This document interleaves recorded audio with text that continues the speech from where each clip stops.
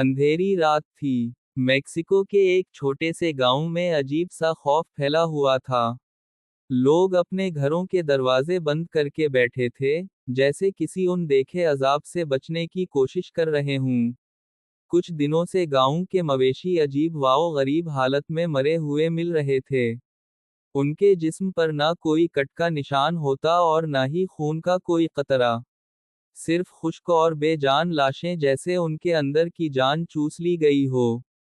रामीर्स, एक किसान, अपनी बकरियों के मरने से तंग आ चुका था। उसने फैसला किया कि आज रात वो खेत में पहरा देगा। हाथ में लालटेन और पुरानी बंदूक लिए वो बारे के करीब बैठ गया। हुआ में अजीब सी बुथी, जैसे सड़ांड और खून की खुशबू आपस में घुल गई हो। घंटों गुजर गए, और फिर यकायक रामीर्स को हल्की सी सरसराहट सुनाई दी। उसने लालटेन ऊंची की तो अंधेरे में दो सुर्ख आंखें चमकती दिखाई दें। वो आंखें इंसानी ना लगती थीं, ना ही जानवर की। अगले ही लम्हे एक अजीब अलखिलकत मखलूक सामने आई। इसका जिस्म दबला पतला मगर ताकतवर, चमगादड़ जैसे कान, नोकीले दांत, और काली खाल पर सब्ज झलक। रामीर्स का दिल तेज धड़कने लगा। वो जानता था कि ये आम दरिंदा नहीं है।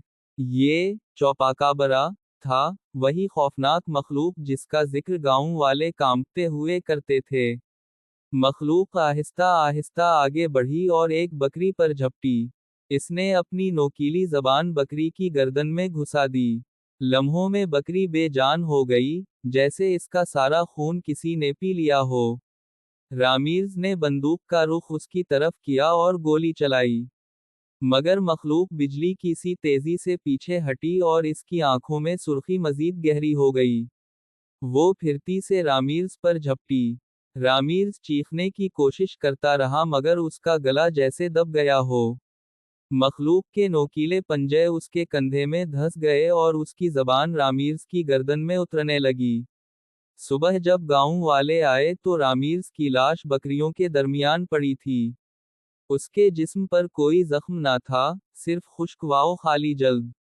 लोगों ने सरगोशी में कहा, चौपाकाबरा फिर लौट आया है। और उस दिन के बाद गांव में कोई रात को अकेला बाहर निकलने की हिम्मत ना करता।